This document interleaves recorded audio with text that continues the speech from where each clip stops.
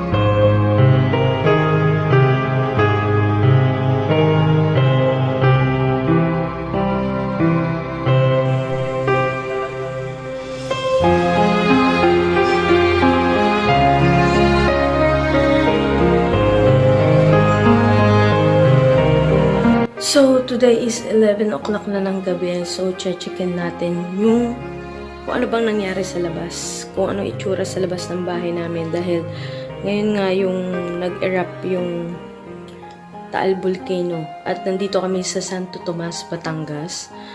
Kung lalabas ka talaga, amoy na amoy mo yung amoy nung... Hindi ko alam kung ano ba yung asupre ba tawag doon. Basta amoy na amoy mo siya. Tapos medyo yung... Kung tatapa ka na nakapaka, ramdam na ramdam mo yung parang alikabok. Kaya silipin natin kung ano nangyari ba. Kasi saradong-sarado yung bahay namin ngayon. Dahil nga sa nagaganap na pagputok ng Taal Volcano. So, tignan natin yun. Lalabas tayo, okay? So, yun nga, labas tayo. Kailangan kong, wala akong mask eh. So, kailangan kong maganto. Dahil, medyo maamoy kasi mabantot. Masakit sa baga. So, now ay lalabas tayo ng bahay para makita natin kung ano bang nangyayari, ano bang itsura na ng bahay sa labas.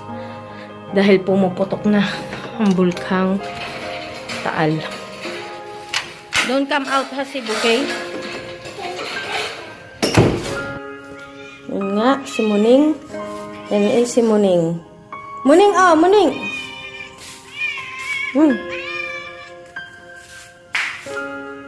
So, yun nga, nandito na ako sa labas ng bahay. Kung makikita mo po, ito may bubong ako dito eh. Pag lumabas ka ng bubong, yan, umuulan ng abo. Grabe. At ang aming, ito oh, sobrang gabok na siya oh. Magabok na. Nakakaawa yung mga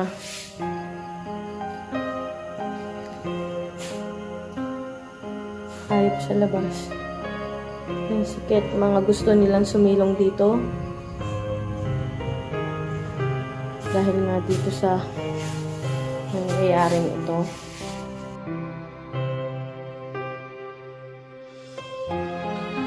Yan yung itsura after nung eruption kahapon ng Bulkan Taal. At kung i-zoom, kita nyo yon yung parang ulap na yon. Ayan, ang bulkan. Bali yan yung usok. Usok ba yun? Basta yan yung buga ng bulkan yan. Diba? Ayun po siya, kung makikita niyo. Ito tanghali na. Yan na siya. Yung part na yun. Yun yung nandun yung bulkan. Diba? Kita nyo yung mga bubungan. Ay, oh. Dami talagang lilinisin. Yan.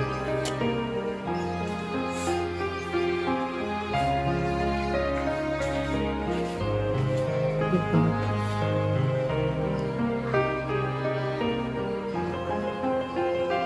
Kung yan na snow, puting-puti na yan dito. Kaso hindi siya snow eh. Siya ay abo. May amoy pa din.